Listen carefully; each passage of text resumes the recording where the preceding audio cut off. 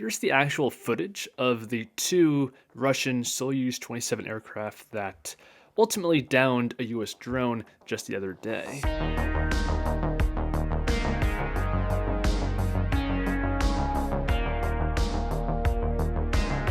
This footage is from the Department of Defense, and the Russian jets are clearly making exceptionally close passes to this drone, dumping jet fuel on it, and ultimately they collide with the propeller, and the thing has to be taken down. And here's the official response by US officials. Two Russian jets dumped fuel on an unmanned US MQ-9 aircraft conducting routine operations in international airspace. And one Russian jet intercepted and hit our MQ-9 aircraft, resulting in a crash.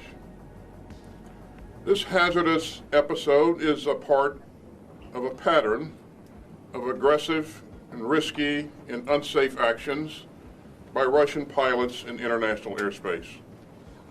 So make no mistake, the United States will continue to fly and to operate wherever international law allows. Now, this whole incident took place in international airspace above the Black Sea, a completely illegal spot for the US to have and be operating a drone. And this is the best data I can find on more exact location information. I'll leave this link down below if you guys want to check it out. But we can see here that at 6 to 7:05 a.m. the drone was intercepted right here in the Black Sea. 7 to 7:20 a.m. is when the drone was actually struck by these passing Russian fighter jets, and then 10 minutes later the drone is crashed into the Black Sea.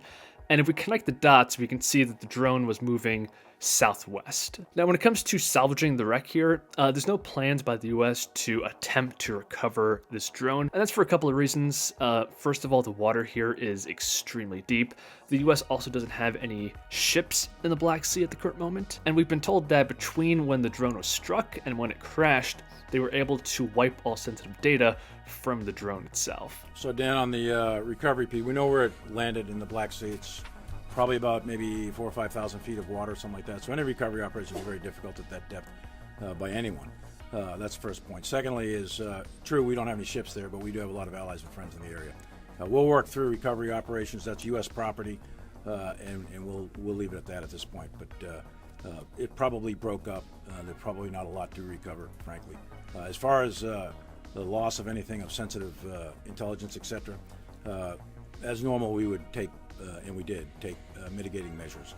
So we are quite confident that whatever was of value is no longer of value. In supposedly unrelated news, Poland just announced 3 hours ago today on March 16th that they are going to be sending 4 fighter jets to Ukraine in the coming days. This makes Poland the first NATO country to supply this class of weaponry to Ukraine. As of right now, the US is still opposed to giving fighter jets to Ukraine, but a couple months ago, that was their position on battle tanks. And of course, now the US is sending, is it 31 Abrams tanks? Now, the jet that they're sending in particular is the MQ-9. So it's not a modern Western F-16 fighter jet. This is a Soviet-era fighter jet. It can engage air and ground targets, maximum altitude of 59,000 feet, and it has a range of 890 miles. So these jets will be extremely useful in the upcoming Ukrainian offensive that's projected to be sometime in the spring or the summer. And supposedly the ongoing Russian offensive that's been going on for the past couple of weeks in eastern Ukraine